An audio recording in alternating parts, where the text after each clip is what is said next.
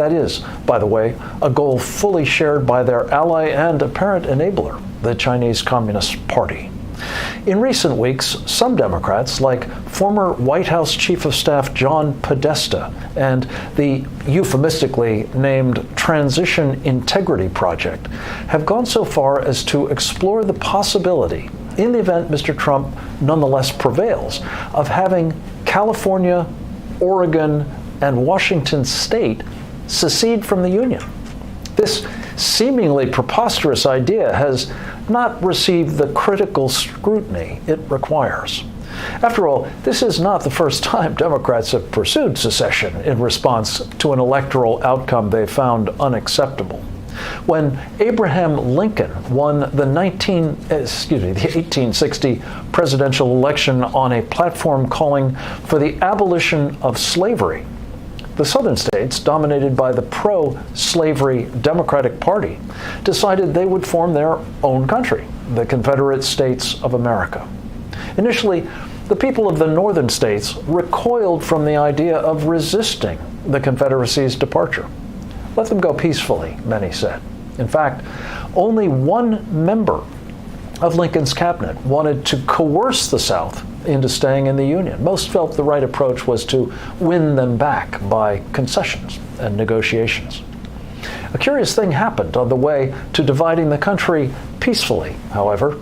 The federal government controlled several forts near or in southern harbors. These were defended by U.S. troops. The South wanted to take control of those forts, and a desperate situation quickly developed around Fort Sumter in the port of Charleston, South Carolina. As it happened, the fort had to be resupplied and reinforced, otherwise it would have to have been abandoned. Lincoln decided to resupply the fort, infuriating local Confederates who began bombarding it. The defenders had no choice but to surrender. Unexpectedly, the people of the North were enraged by the bombardment of Fort Sumter, where previously they did not want to use force against the South. Their attitude changed overnight. Lincoln was then empowered to fight for the Union, and the long and bloody American Civil War began in earnest. Today, some Democrats hate Trump as much as Southerners hated Lincoln in 1860. Some are apparently prepared, if all else fails and the president is reelected, to sunder the country rather than live with those who Hillary Clinton reviled as deplorables and who support Donald Trump. They want to form their own country out of blue states. And exactly as it was at first in 1860 and early 1861, many conservatives today think we ought to let them go peacefully. Set aside for the moment the myriad practical implications of how such a division would work. To name two: probably massive, and in some cases involuntary, population transfers and contested allocation of federal assets, including military installations and their weapons. How would the many disagreements certain to arise be settled? The even bigger problem is that the destruction of the Union and all that would flow from it here would surely be exploited by our foreign adversaries, at a minimum elsewhere around the world. For example, in the Pacific, our allies look to the United States Navy for protection against a growing Chinese threat. In Europe, NATO would be unable to cope with Russia's modern army, backed as it is by a state-of-the-art nuclear capability. The Middle East, threatened by Iran, Turkey, and other Sharia supremacists, is ripe for chaos absent American support. And all of these adversaries would become even more subversively engaged throughout Latin America. The world, in short, would be a vastly more dangerous place for us and our vital interests. In addition, the Chinese, who already have a large presence in our West Coast states, would almost certainly engage very directly to encourage and benefit from the secessionists' efforts. Imagine what that would look like, with China extending its Belt and Road Initiative to the new nation, scarfing up its resources, transplanting large numbers of immigrants here, and encouraging socialist policies that will exacerbate these states' present economic difficulties and make them ever more dependent upon the CCP. America is the greatest country in the history of the world. Loose talk about secession should be publicly repudiated by Democratic leaders and others who have sworn an oath of office to protect and defend our Constitution. And they have a duty to join the rest of us in securing the prosecution and punishment of any who are actively preparing or working to destroy the republic that precious document makes possible. We have a duty, in other words, ladies and gentlemen, to preserve the Union, every bit as great as that Abraham Lincoln mustered back in his day. And now, even more than then, the stakes for our children and our children's children could not be higher. We must get this right. We're going to talk with former National Security Council leader Fred Fleitz right after this.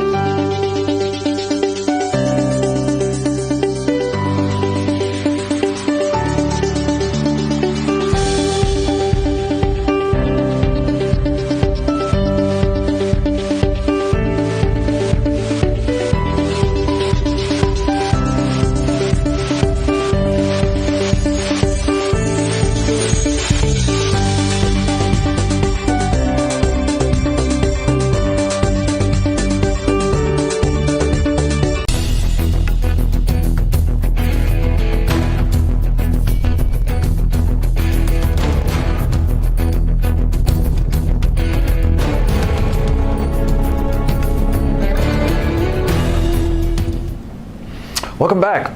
Fred Fleitz is the former chief of staff of the Trump National Security Council. He's a career intelligence professional with decades of service at the CIA, the House Intelligence Committee, the State Department, and most recently at the NSC. He is the author of, among other things, Obama Bomb, a dangerous and growing national security fraud. I'm delighted to say that Fred is also my colleague and successor as president of the Center for Security Policy. Fred Fleitz, it's great to have you back. Welcome. Hey, Frank, good to be here.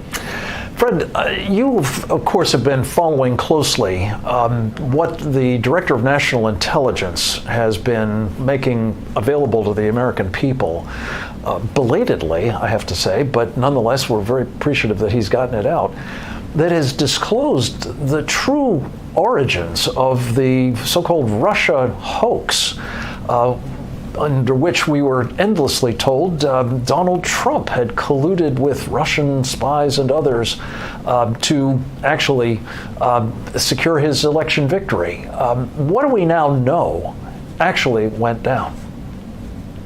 Well, Frank, John Ratcliffe sent a remarkable letter to the Judiciary Committee a couple months ago, the Senate Judiciary Committee, that he had notes from John Brennan that in July of 2016, Russian intelligence believed that Hillary Clinton had approved a scheme to smear Donald Trump for colluding with Russia. And this report was taken so seriously.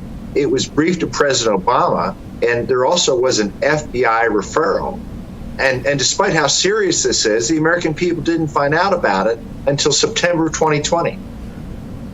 It's unbelievable. And you say he sent it some months ago, but it was just declassified, I think, the past couple of days. And Fred, to the extent that we now see that Hillary Clinton was actually doing exactly what she engineered as a hoax, as a way of trying to prevent Donald Trump from beating her in the election in the first instance, and then trying to undermine his presidency once he won. This really screams out, doesn't it, for some measure of the kind of investigative and prosecutorial attention that Donald Trump has been subjected to, only directed towards Hillary and her team. You know, I think that's right. And obviously the usual suspects have tried to write this off as unconfirmed or an attempt to basically smear Hillary Clinton. But the timing of this is very interesting. This came out in July of 2016. That's when Brennan's note said that this happened. The same time that Christopher Steele was putting together his fraudulent Steele dossier to also smear the president and to link him with some kind of collusion with the Russian government. This is just too coincidental, Frank. And the fact that this key fact has been hidden from the American people for 4 years and so many people knew about it, I think is a real scandal. It's a scandal, and it is symptomatic of really what has been going on during the Trump presidency as elements of the government and, special counsels and certainly the Democratic National Committee and their poodles, the press, have been all over trying to persuade the American people that there was something here and don't look over there, folks. So I'm so appreciative that we've gotten to the bottom of it at last, and I hope that we will actually see some rule of law applied to Hillary as well as to the president. Fred, there is another aspect to this that is, of course, very concerning, and that is, what did President Obama, what did Vice President Joe Biden know about all of this? The public was in the dark, to be sure, but what was the level of awareness that they must have had? Well, according to Brennan's notes, they were briefed on it. And I also add that the Senate Intelligence Committee put out thousands of pages of their investigation of this issue, and they didn't say anything about it. Not a word. And the Senate Intelligence Committee has admitted that they knew about this. Their sources said this recently. This was hidden from the American people because it would hurt Donald Trump and it would help Hillary Clinton. Yeah. Well, this is all the more extraordinary since, as you know so well, Fred Fleitz, the Senate Select Committee on Intelligence was actually under the chairmanship of a nominal Republican, Richard Burr. And it's just unbelievable that the Democrats had their way so much with the committee as well as with the public in terms of selectively showing them what actually was going on here. A scandal indeed. Fred, one of the things that I want to just commend you for and commend to our audience is a wonderful program that you're doing at the moment at the Center for Security Policy, focused on educating people about the national security choices and the implications of this election for them. Talk a little bit about your voter's guide and the webinars that you're conducting, including one in the course of the day today. Well, Frank, our view is, and I think you share this view, is that far too little has been said about crucial national security issues during this election. So we put together an analysis of basically what we thought were the top 10 issues, comparing the positions of both candidates. We're critical of both candidates. I mean, we have our biases, but we're trying to present the positions of both candidates so the American voter can make an intelligent choice. Just think about the last debate. What was said about Russia? Very little was said about radical Islam. Very little was said about China, except by President Trump. We're following this up by a series of voter education webinars, and one will be held today that your viewers can watch later today or tonight on what we need to be thinking about concerning U.S. national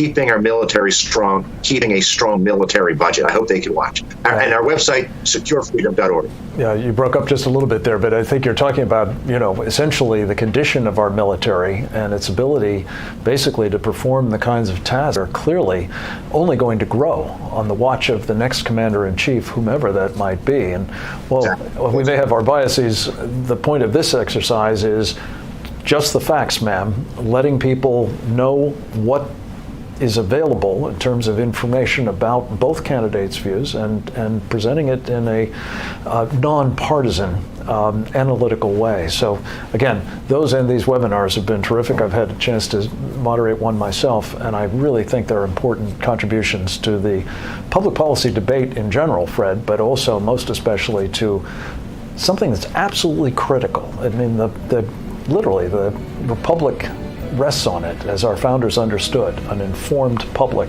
is everything. We're going to talk with a man who is intimately familiar with Joe Biden next. He was his stenographer for 5 years. Michael McCormick will be with us right after this.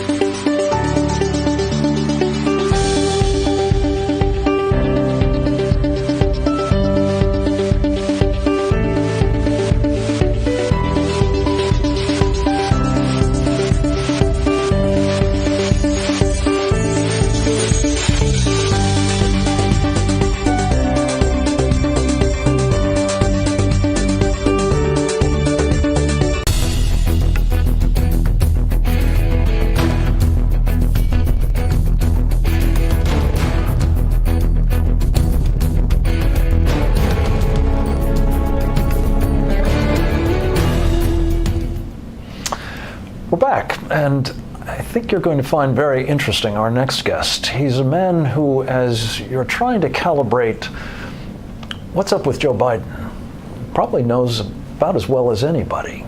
For 5 years, Michael McCormick was Joe Biden's official stenographer for the United States government while Joe Biden was Vice President of the United States. He traveled with him, he was in the meetings, he recorded the meetings, and he tried to make sense, in some cases, of what the Vice President was saying back when he was in relatively good shape, I think it's fair to say. Michael McCormick is the author of a memoir that recounts some of these experiences with the Vice President, entitled Joe Biden Unauthorized and the 2020 Crack-Up of the Democratic Party. Michael McCormick, welcome to Securing America. It's good to have you with us. Thanks, Frank. It's great to be here. Great to see you. We had a great conversation on the radio program last night. We did just yesterday. It's good to have you here and have the video as well. So, how did you get this gig anyway? In the first instance, Michael, I know you were a stenographer used in the White House well before this time, but this was a special mission, I understand. That's right. I started as a stenographer in the White House in 2002, and I worked there until 2018, January 2018. So I did work a year for President Trump, and I worked several years for President Bush. And then from 2011, I left it for a little bit of time at the end of the Bush years and the beginning of the Obama years. But from 2010 till 2017, I was in the Obama White House. From 2011 to 2017, I was Joe Biden's stenographer, because he was a bit of a challenge for our office. Joe Biden likes to talk a lot. He was a high-energy guy. He kept long schedules. And we had a team that was devoted to both the president and the vice president. And our job was with the press office. So what I did was whenever Joe Biden was talking to the press, which he did as much as possible back then, not very much now, I had to be there to record and transcribe the official record. So people ask me, what was it like being Joe Biden's stenographer? And I say, remember those old circus parades they used to have? Well, it was like being a broom and shovel guy behind the world's biggest circus house. Mess after mess after mess. I mean, Joe Biden would talk and talk and talk, and my job was to record every word. If they paid me by the word instead of by the hour, I'd be richer than Donald Trump. No kidding. The trouble is not just that he talked a lot, but some of the things that he would say when he was talking. And one of the things that I'm interested in particularly, and I think our audience would be as well, Michael, is how he was perceived by some of the people he was talking to, notably foreign leaders like Vladimir Putin and Xi Jinping of China. Exactly, and that's why I wrote the book, because I had that opportunity as someone who was on these trips to foreign countries with him to see what it was really like with Joe Biden in the room with Vladimir Putin. And in my book, in 2011, I point to a meeting, the only one he ever had with Vladimir Putin, and it was in Moscow. It was to sort of hype the reset they had then. And it came off terribly for Joe Biden. Nobody back here heard of it. Vladimir Putin publicly humiliated him. In my book, I call it, it's not a very pleasant word, but he got slapped. And it was a B word that was the beginning of slap. Not a good thing for a vice president. If that had been Vice President Pence, Vice President Cheney that had that happen to, you'd still be hearing them talk about it on TV. Radio silence back here in America. And then in China, this is 2011, March 2011. Just months later in China, in August 2011, he went over to be in contact with Vice President Xi Jinping, publicly humiliated again, not personally like what Vladimir Putin did. And you can read about it in the book, how Putin really got him. But in China, they marched the Chinese security agents, pushed the staffers out of the room. They got shoved out of the room twice by the Biden staffers, that is. Biden staffers. And that one actually appeared in the transcripts. Some of the press reported on it. And everybody just shrugged it off like it was no big deal. And Joe Biden kept sort of chumming up with Xi Jinping after that.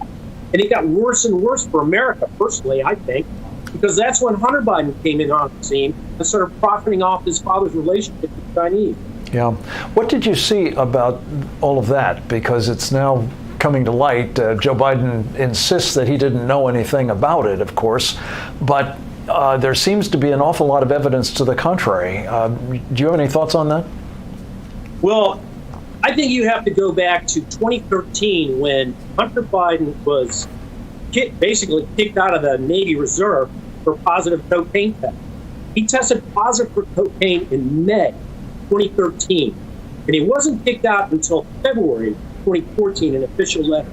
No one in America heard about it for another 8 months, October 2014. So there's a big discrepancy there on how Hunter Biden was treated with this behind-the-scenes sort of coddling. During that time is when his father opened the floodgates. I don't know if his father had it directly with China, but it's very suspicious. He was on his father's plane into China. I was on that trip, December 2013. Billion-dollar business deals are written off with Chinese Communist Party entities. Months later, in 2014, Joe Biden is going to Ukraine.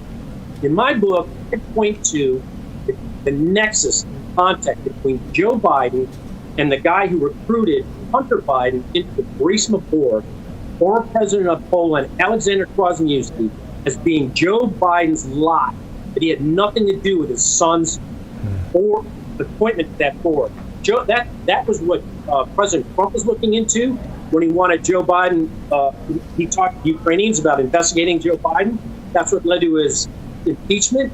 To me, it was based on a Joe Biden lie, and that lie has to be exposed. Yeah. In my book, I point out there's a conspiracy that includes Barack Obama, David Axelrod, the Obama White House, cover that lie up. It continues to this day. They knew the truth, and on this subject, as on so many others, they concealed the truth from the American people, and I think it's fair to say they still are doing so. Michael McCormick, this is why your book, I think, is so important. Joe Biden Unauthorized. We appreciate you coming on to talk about it with us and to, I hope, expose the American people in this critical window when we're trying to evaluate Joe Biden's judgment as well as his character and his ability to perform the job of commander-in-chief with men who are already very aware of his shortcomings, like Vladimir Putin and Xi Jinping of China. We'll talk with you further about this, I'm sure. Thank you so much for joining us. Come back to us soon. Next up, Kevin Freeman. McWhirl.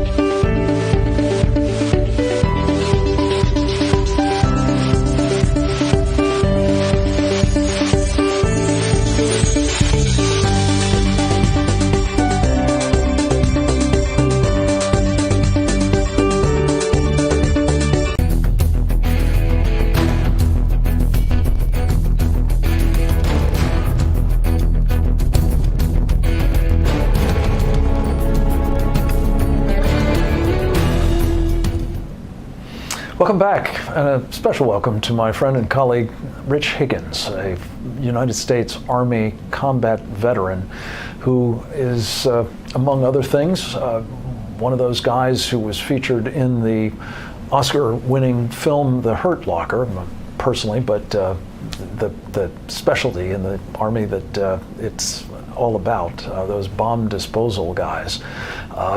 He was doing that in the Army, and then he became a civilian, a senior civilian in the Pentagon during the Obama administration. He also became an advisor to the Trump 2016 campaign, and like Fred Feitz, Rich worked for a time at the Trump National Security Council. He's a co-author of Insurrection and Violence, A Citizen's Guide. We're delighted to have him with us to discuss this important new handbook. Rich Higgins, welcome to Securing America. How are you? I'm really good. Thanks for coming on, but also for this book, and we'll talk about it a little bit in a moment. But before we do, I'd like to get you to characterize what it is we're confronting. The title suggests you think it's an insurrection. I've called it a revolution. Others have called it just peaceful demonstrations. give us a fix on what we're actually up against at the moment here in America. Well, I think we're in the 5th year of a revolutionary cycle. I think that what we're seeing is a continuation of events that really began back during the Obama years and carried out through the coup attempt against the president in 2016, 2017, through the special counsel's office, up through the impeachment, and then rolling out with COVID and the riots in the backdrop. So it's unlike anything we've ever really seen in American history. I've seen stuff like this or studied stuff like this from history, but it's a little bit different to be living it. And so one of the things that my colleagues and I decided to do is to create a little booklet to tell people, here are some of the things to be thinking about. There just seemed to be a lot of fear out there in the community right now, and we wanted to do something that would give people a sense of control over their own lives and allow them to maybe think about the questions that you don't really want to think about, but the book provides sort of a guide, if you will, to help people kind of come to conclusions about their own personal safety and how they're observing events. This is a real public service. Rich, your mic is chafing a little bit on your collar, I think, so we're getting some static in it. Sorry about that. But to the extent that there seems to be some profound confusion about who is responsible for this mayhem, let alone their true character, their Marxist revolutionary character, what would you say to, for example, Joe Biden, who insisted, based in part, in fairness, on testimony that the FBI director incredibly had given the Congress shortly before, that there's really no organization to the Antifa operation. And for that matter, characterize for us, if you would, Black Lives Matter as well. Well, I think you're looking at two sides of the same coin. Both of them have as their core ideology a Marxist, under a Marxist underpinning. Antifa falls more into the sort of communist anarchist operational methodology. And while I think Director Wray is correct in one sense that it is difficult to understand their operational methodology, there is an organizational infrastructure. It is targetable. It is, their finances, the bricks and the pallets of water that are showing up at these riots. They didn't get there by magic. Black Lives Matter is a little bit more kind of, I guess, traditional in their revolutionary structure. They're a black separatist organization that uses Marxist ideology to create societal rifts. And we've seen going back into the 1920s and 30s where the early Soviets looked at targeting the African American population in the United States to create a societal schism where the United States had a middle class without that permanent underclass that they would try and create a revolution in. Historically, they recognized that perhaps creating a black separatist movement would be able to do that, and we see them now manifesting here. I think we've seen over the past couple of months some of the, I guess, if you will, the shine wear off of Black Lives Matter and sort of where the corporations and these sports networks were jumping on board with them initially because, the slogan sounds like it makes sense, right? But when you look under the hood, it's a much nastier organism than just, some social justice / communist group, flying a nice flag of peace, if you will, right? I mean, you have to look under the hood on this one. Yeah, and I guess the key point here, Rich, is that we're talking about not the sentiment and not the broader movement, if you will, but the organization, Black Lives Matter, who runs it, what their stated ambitions are, and again, the kind of help that they seem to be getting from not just corporate America, which is staggering, but from foundations like the Ford Foundation and from, it would appear, the Chinese Communist Party, if not directly, then through various United Front organizations that they have operating in this country, like the Freedom Road Socialist Organization. So, Rich, very quickly, just a little bit more on what one will get out of this handbook, Insurrection and Violence, Citizen's Guide. Well, first off, it's very short. So for your viewers, it's 40, 50 pages. It's written in kind of a classical military type basic training manual. So you get the basic layout of what the threats are and how the threats interoperate. You get how to defend yourself, your family, your home, whether you live in an urban or a rural environment. For example, how do you react inside of a riot where you're in your car with your family, things like that. And then the third thing that it really covers is how do you get proactive? How do you counter-mobilize against these revolutionary forces, and an ability to assess within your local neighborhood, your state and local government, what's going on. So it's basic, but these are important fundamental questions that will kind of frame your thinking going forward, hopefully. It's a real how-to manual, and I thank you very much to you and Steve Coughlin and others who helped put this together. I really appreciate the chance as well to have it available on a website we hope to launch today called securingamerica.tv, and you'll be able to get access to this important handbook for free right there as a downloadable PDF. Next up, thank you, Rich Higgins, so much, but keep up the good work, my friend. Come back to us often if you would. Next up, we'll be joined by Kevin Freeman, the host of Economic War Room with Kevin Freeman. That and more, straight ahead.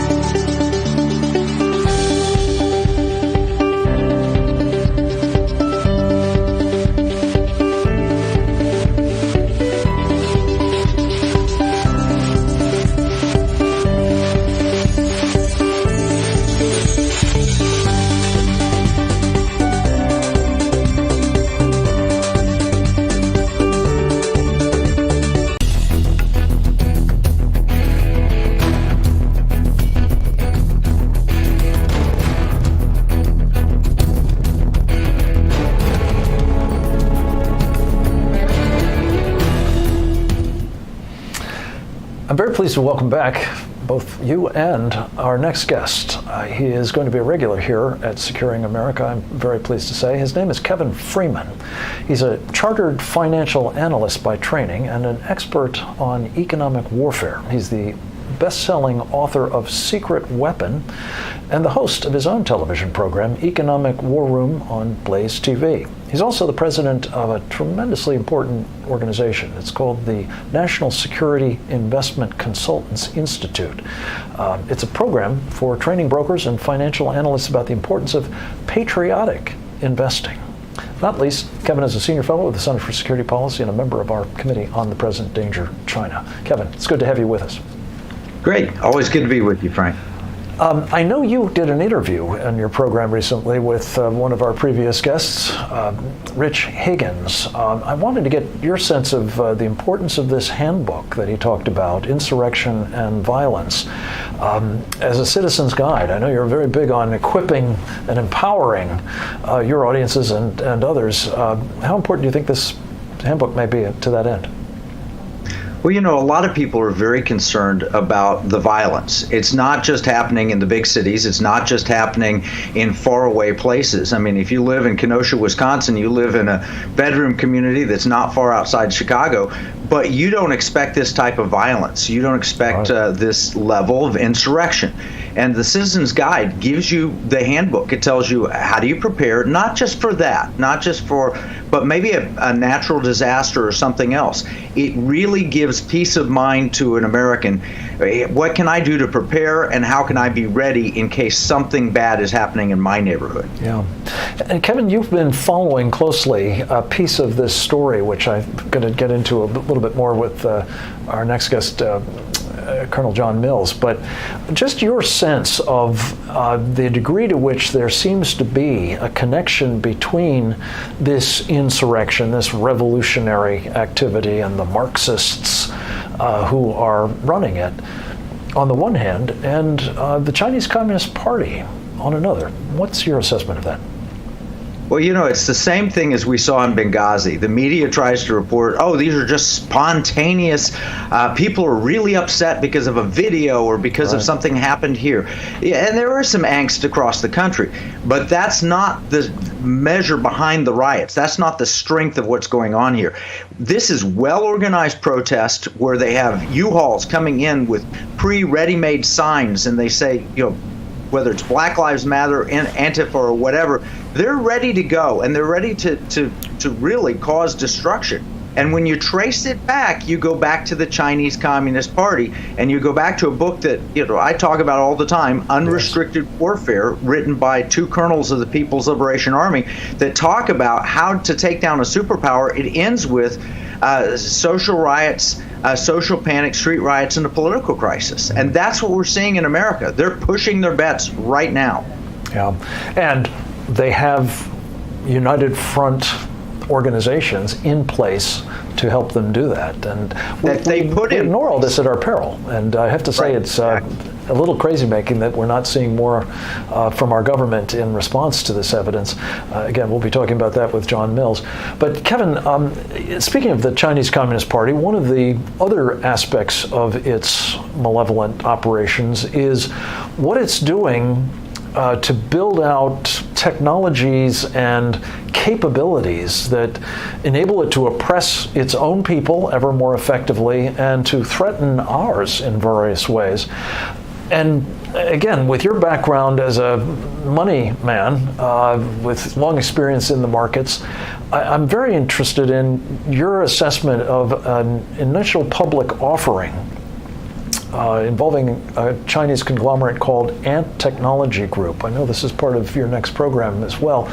Give us your quick read on what is that IPO about, and why should Americans not be enabling it through investments? Well, in 2014, Frank, you stood with me at the National Press Club, and we warned that communist Jack Ma was bringing to bear Alibaba to the U.S. markets and raising $25 billion of our money that was then spent on buying influence in Hollywood and buying up critical technologies that Americans should have and use, and big stakes in American companies to buy influence. Well, they're coming back to the well again. Jack Ma again with Ant Group, maybe an initial public offering. The lowest I've seen is $30 billion. I've heard as high as $100 billion. The Chinese Communist Party is desperate for American dollars. They're short of dollars, and their system is really on edge. Here's the thing, it's existential for them. They have to push the bet now. If President Trump is reelected, they have a very hard 4 years ahead, and I'm not sure the Communist Party can survive that. So they're pulling out all the stops, and they need money to do it. And part of what they're doing is raising, $50, $100 billion from Americans through this Ant Group IPO would fund them a long way towards achieving their goal. And their goal is clearly to displace America and to remove the U.S. dollar as the reserve currency of the world.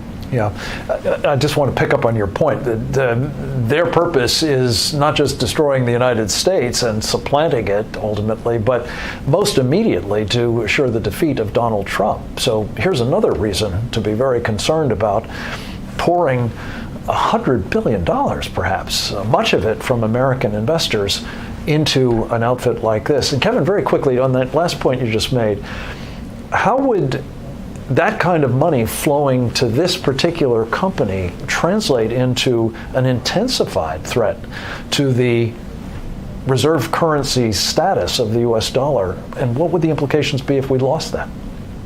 Well, since 2013, the Chinese have had a policy of de-dollarizing and de-Americanizing the world. They ran into a problem that most people don't want Chinese yuan at various parts of the earth. They don't have the deep capital markets that we have and so forth. So they've come up with an alternative. They've created their own version of Bitcoin. It's a digital currency electronic payments platform. Ant Group is deeply embedded in that, and they're hoping that this next generation technology will supplant the U.S. dollar. And we're already seeing the U.S. dollar not being welcome at a lot of establishments here in the United States. You can't take coins or cash in a lot of places. Yeah. They don't want credit cards. They want to take to the next generation and replace the U.S. dollar much the same as the Apple phone replaced Motorola's flip phones and so forth. Right. They with think devastating effects, it's needless to say, on our ability to, well, among other things, float our debt on international capital markets, among other things. Kevin Freeman, thank you so much for your visit today. We look forward to talking with you again next week. We're going to speak next, as promised, with Colonel John Mills about, well, the latest evidence of China's backing of the revolution in America. That and more, straight ahead.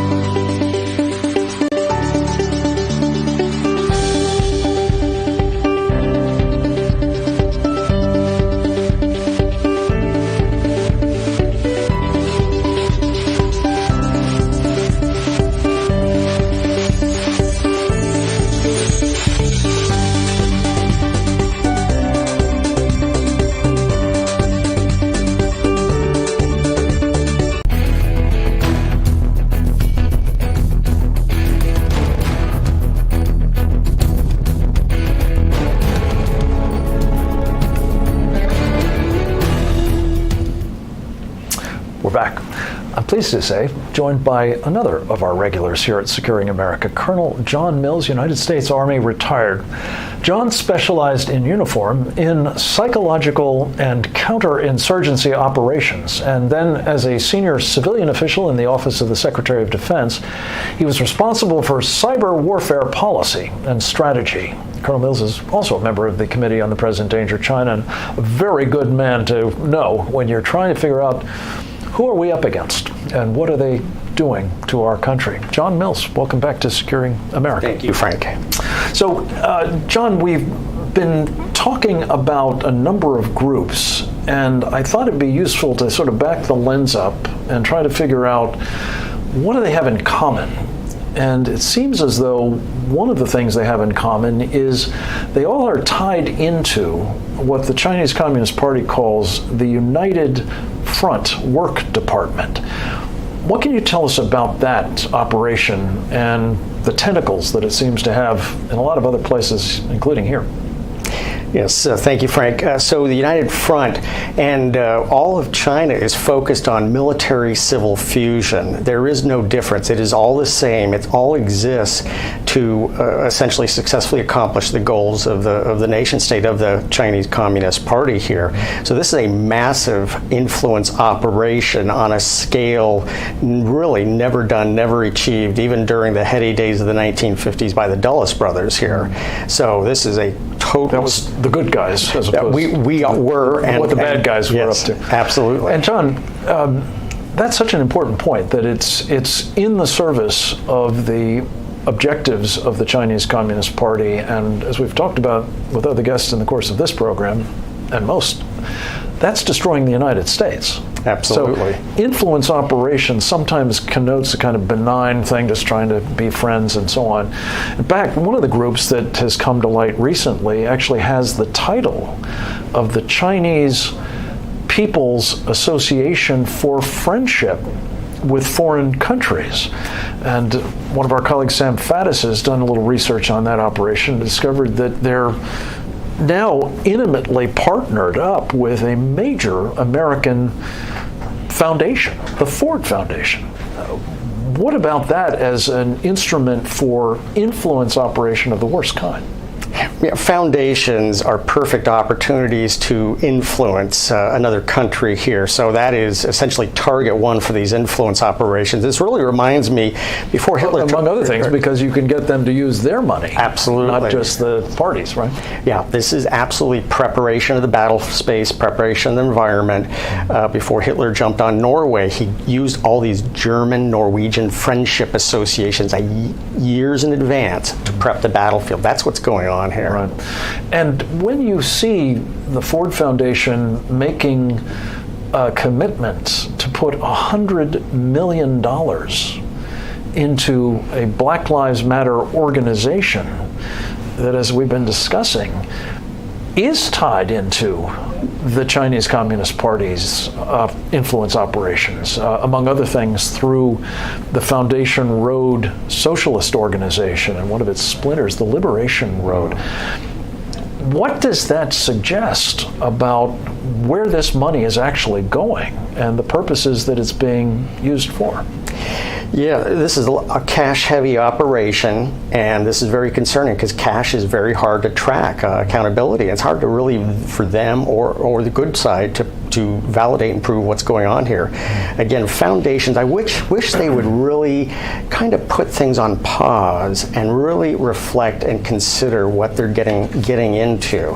I think they need to think a little deeper than kind of a knee-jerk reaction. We all want civil rights. We all want good things for our citizens here, but I think there's kind of a pell-mell rush in the wrong direction by these foundations. Yeah, and another of these outfits is something called the Chinese Progressive Association, John, and you've been looking into what they do. This is, as opposed to the Chinese People's Association, this is ostensibly an American organization, as I understand it. What's its role in this, well, Rich Higgins was calling it insurrection in our country? Yeah, I'm very concerned about what's going on here. The Chinese Progressive Association is kind of a mirror of the People's Association there, and it landed essentially in 1972 on the West Coast, but any modicum of research reflects that it is a deeply Marxist, Maoist organization with deep ties to the Chinese Communist Party. I don't see how anybody can come to any other conclusion here.